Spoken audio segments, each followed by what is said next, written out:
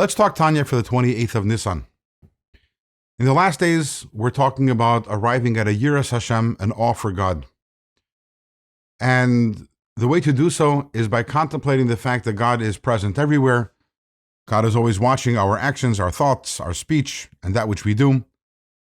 But there's a slight snag, and that is that we can't see God.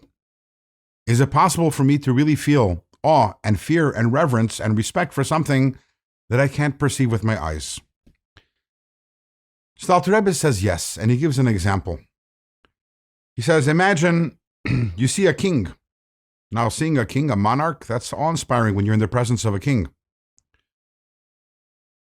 But what inspires the awe? Is it the body of the king that causes you to have that awe? No, it's not the body, it's the soul. What's the proof for that? When the king is sleeping, there is no awe. Now, you might be in awe of the king when the king is sleeping also simply because you're worried that the king might wake up at any moment.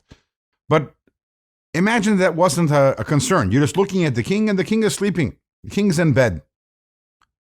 The body is there, but because the soul isn't present, at least in a conscious way, there isn't that awe over there. So the awe that we experience when we see a king is not from the body, but it's from the king's personality, character, soul, whatever you want to call it. But we don't see the soul. We only see the body. But the body is not what causes the awe. So why is it that when we see the king in the flesh, we feel that awe? The answer is because we see the flesh, but when we look at the flesh, we're not seeing the flesh. We see the soul within the flesh. We don't see it with our physical eyes. But the soul, we realize the body is only the garment for the soul. And therefore, when we see the body, we have awe for the essence of the king, the soul of the king. The same is true about God. What we need to do is we need to understand that everything over here in this world, everything we see, are merely the garments of God, like the body of God.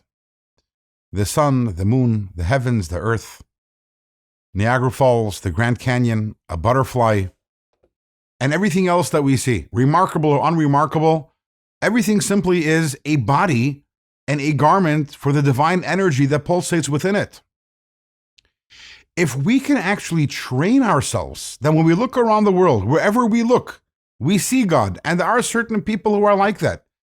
And anything that they see, in any event that they witness, they're always seeing the Yad Hashem, they're always seeing God's hand, they're always seeing God's energy inside it. Then not seeing God isn't an impediment, isn't a problem, because we are seeing God. We're seeing God everywhere. We're seeing his garments. Just like when we see a king, we're not seeing his soul, but we still have awe. We can do that also for God.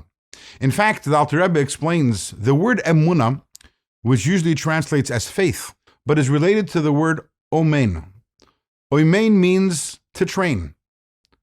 To have faith in God means that we have to train ourselves, that wherever and whenever we are looking around us, we are always seeing God. And if we can train ourselves to do that, then the yira, the awe and the reverence for God, it's available everywhere. Because everywhere we look, we're seeing God, we're seeing God's external garments. With this, we have concluded chapter 42. And tomorrow's Tanya, we will begin chapter 43. And tomorrow we will conclude our discussion about Yiras Hashem, about the awe of God, and we will conclude about a discussion about the highest level of awe that the Alter Rebbe is going to be discussing in the Tanya.